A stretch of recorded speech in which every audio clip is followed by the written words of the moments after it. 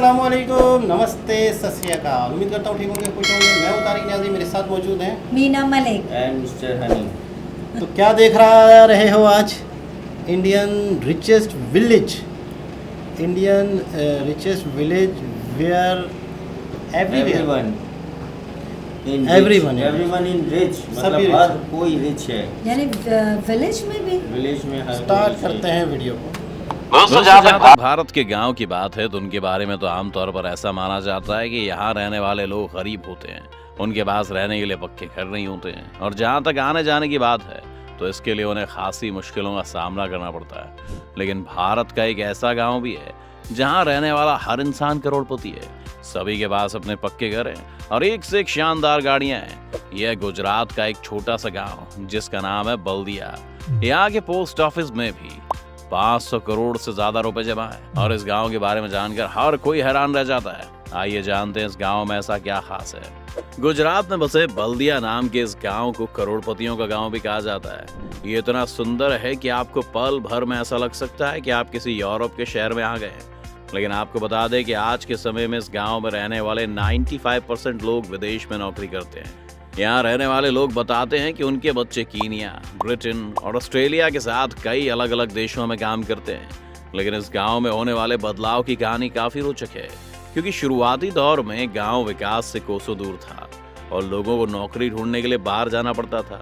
लेकिन इस गांव में रहने वाले ज्यादातर लोग पढ़े लिखे थे, इसलिए उन्होंने सोचा कि क्यों ना विदेश नौकरी के लिए जाया जाए। इससे दो फायदे होंगे, पहला उन्हें अच्छा पैसा मिलेगा और दूसरा उनके गांव की हालत भी काफी सुधर जाएगी। धीरे धीरे इसकी शुरुआत होने लगी और आज से कुछ दशक पहले तक तो कुछ ही लोग विदेश में नौकरी या व्यापार करने के लिए जाते थे। देखते ही देखते संख्या बढ़ती गई और एक समय ऐसा भी आया जब लगभग पूरा गांव ही विदेश में जॉब करने के लिए जाने लगा। ऐसा कहा जा सकता है कि आज के दौर में इस गांव के हर घर में कम से कम 2 लोग विदेश में नौकरी करते हैं।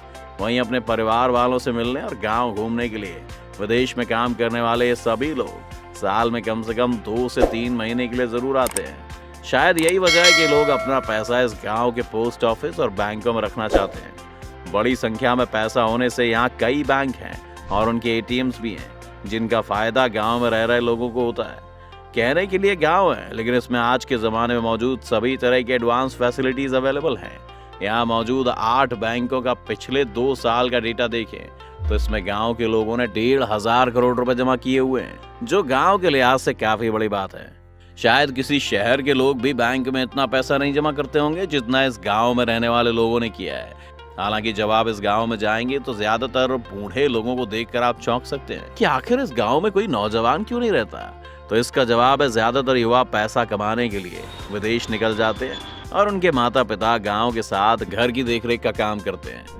यहाँ रहने वाले लोग बताते हैं कि उनके घर के बड़ों ने इसकी शुरुआत कई साल पहले की थी, जो आज भी पीढ़ी दर पीढ़ी जारी है।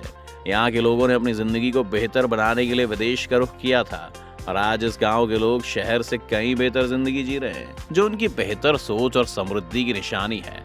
आपकी जानकारी के लिए बता दें कि गुजरात में सिर्फ बल्दिया नाम का इकलौता करोड़पति गांव नहीं है। इसके अलावा भी कई गांव हैं जो बल्दिया की तरह ही धनवान हैं।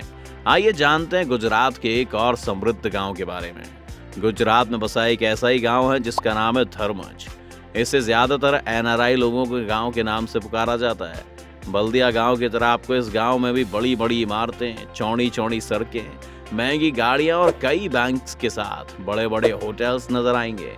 हालांकि ये सब देखने के बाद आप शायद यही कहेंगे कि गांव तो सुविधाओं के लिहाज से देखने में तो एक शहर को भी मात दे सकता है। इतना ही नहीं, स्वास्थ्य सुविधाओं की बात की जाए तो उसमें भी ये गांव किसी शहर से पीछे नहीं है। यहाँ कई हॉस्पिटल्स बने हुए हैं और इलाज की बेहतर से बेहतर सुविधाएं भी मौजूद हैं। वैसे तो हमने आपको इस गांव की कई चौंकाने वाली बातें बता दी, लेकिन इस गांव की एक और चौंकाने वाली बात अभी बाकी है। यहाँ के डेवलपमेंट के लिए सरकार ने गांव की कोई मदद नहीं की थी, बल्कि इस गांव के लोगों ने खुद मिलकर गांव को इस लायक बनाया है और इसे देखने वाला कोई भी इंसान इसकी तारीफ किए बिना नहीं रह पाएगा। लोगों ने दिखा दिया कि अगर आपके अंदर कुछ करने का जज्बा हो तो कोई मंजिल दूर नहीं होती। चलिए अब आपको वीडियो खत्म होने से पहले बताते चलते हैं, कच्छ से थोड़ी दूर पर बसा एक ऐसा गांव जिसे करोड़पतियों का गांव कहा जाता है। इसे देखने के लिए दूर दूर से लोग आते हैं।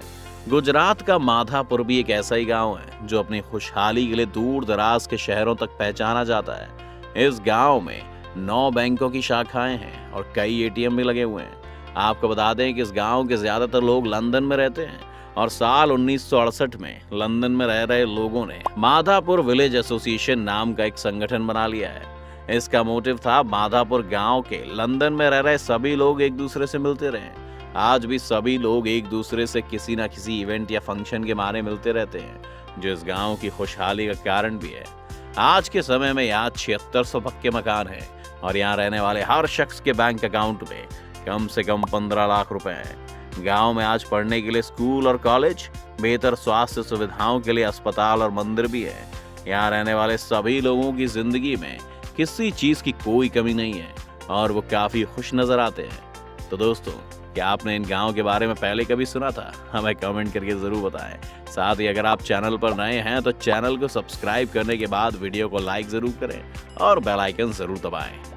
जी जनाब, ये थे गुजरात के अमीर तरीन कुछ गांव। अच्छा, मैंने ये वीडियो देखी थी, लेकिन जो वो थी वीडियो जैसे कोई जाके इनसे बातें कर रहा है और लोग बैठे हुए हैं। ये वीडियो में मैं कहता हूँ प्रॉपर घर दिखाए गए, किस खूबसूरती से बेहतरीन किस्म के। अच्छा, बंगले जो होते हैं ना, मतलब जैसे हमारे यहाँ कराची में डिफेंस में बेंगलोज हैं, आप यकीन करें मुझे उससे अच्छे ये लग रहे थे, पता नहीं क्यों। मतलब मुझे ऐसा लग रहा था जैसे बड़े हवादार होंगे, बड़ा खूबसूरत बड़ा सा लॉन होगा।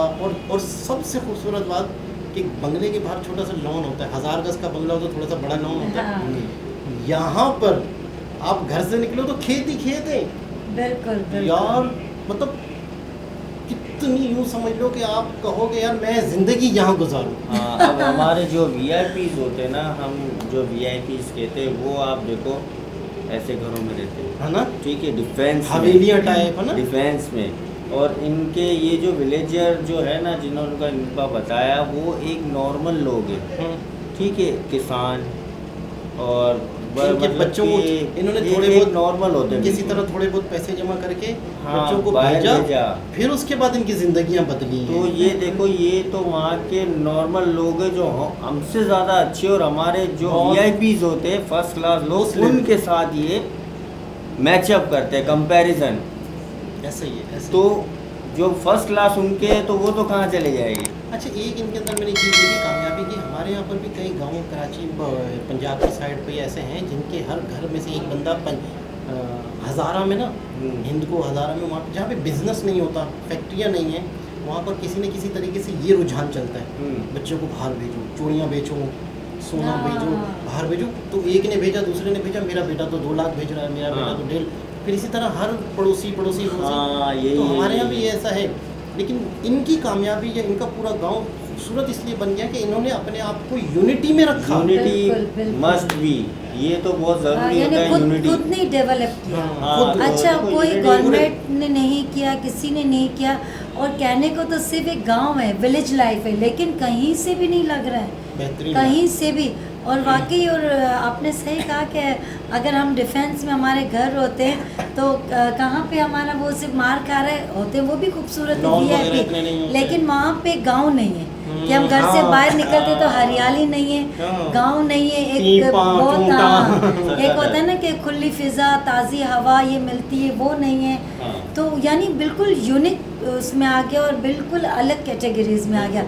अच्छा, अब इनकी कामयाबी का राज यूँ है कि अगर आपने जो बताया कि हमारे इनकम में अगर किसी ने चूड़ियाँ बेच दी, ये वो, तो एक को देख के दूसरे के दिल में ऑटोमेटिकली एक वो होता है, जज्बा आता है कि अगर इसने भेजा है तो यार मुझे भी भेजना चाहिए।